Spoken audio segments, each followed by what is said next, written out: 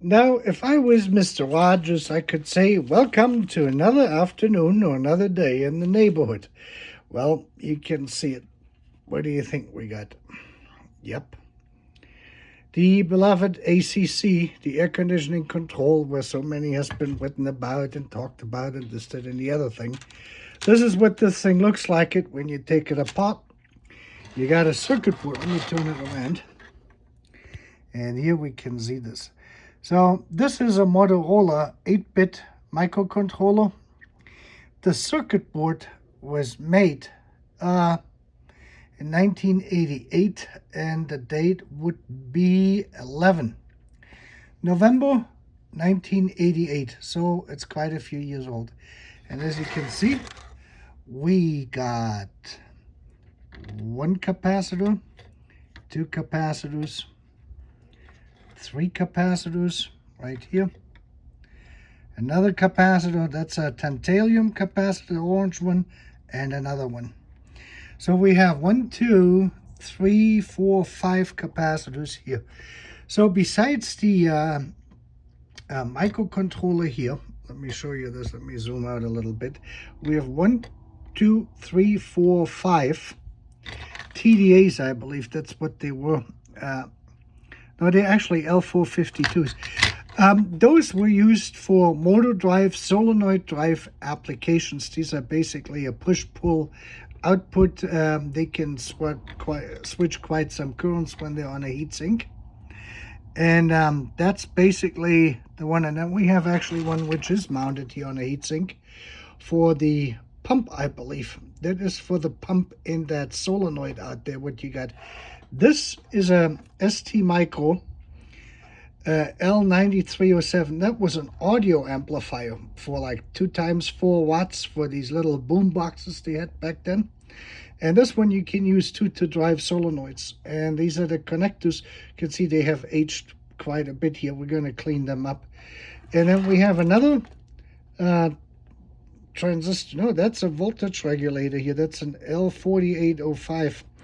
That is actually a 5-volt regulator for the 5-volt signal which is coming out of there, because all of this is driven by 5 volts, all of this stuff. And this is they started that is a proprietary integrated circuit, and they most likely have resistors in there. These resistor ZIMs, what they have, you could buy them, and it's basically what they had. Otherwise you have a whole bunch of diodes on there. These are 2 discrete logic chips, what we got here. That's a 74HC405. I would have to look this up what they were. But they did 1 to 16 selectors or nuns, NORs, what have you, that kind of stuff. But let's see what we can test here. I did a little test already, and of course no surprises here. No surprises here. Let me see. Here's our tester from yesterday. Still the same deal. There we go. So we have the first one up here. The first capacitor here is the axial one. The other ones are radials. And this would be these 2 pins. Let me see that it is very difficult to look at the workpiece here and nothing. That capacitor is dead. There's not even a beep coming out of this. So this is this one here. That one is bad. The next one over is a 22 microfarad 25 volts, and that is this one here. That's a radial one, and that one actually is good. 22, we're fine in the blue, very low ESR. So this one here has lasted all these years, and it probably has God knows how many years left in it. Doesn't look like it. Now we have this one here.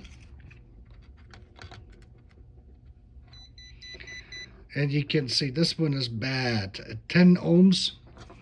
How many microfarad do we have on this puppy?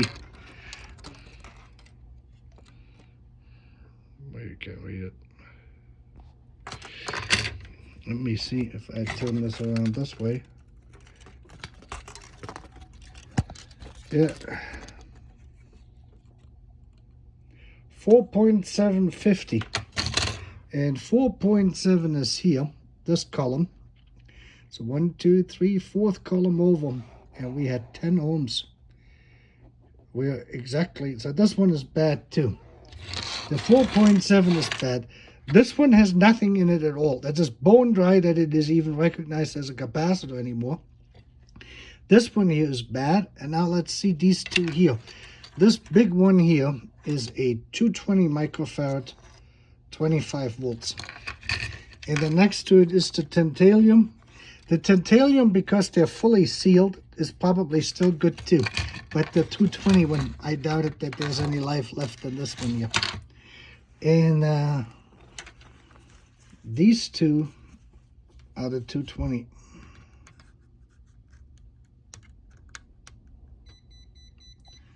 You can see how bad that thing is. That is, wow. So this one has 10 ohms too. So we got 2,200, 1,470, 220. And you go all the way up. You can see this, that thing was finished years ago. So those are the capacitors which have to be, oh, let me show you the, this one, yeah.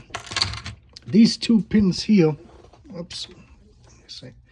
It's difficult to do this with one hand, and then these two pins here are the tantalum.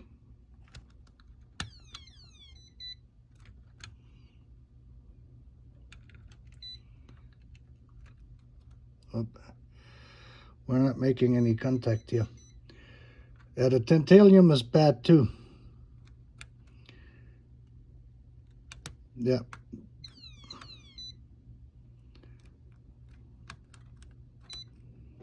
Holy schmuckers. Yeah. You cannot, here you can see this, it just drops out, it comes in. Goes in and out. So the tantalum is toast too.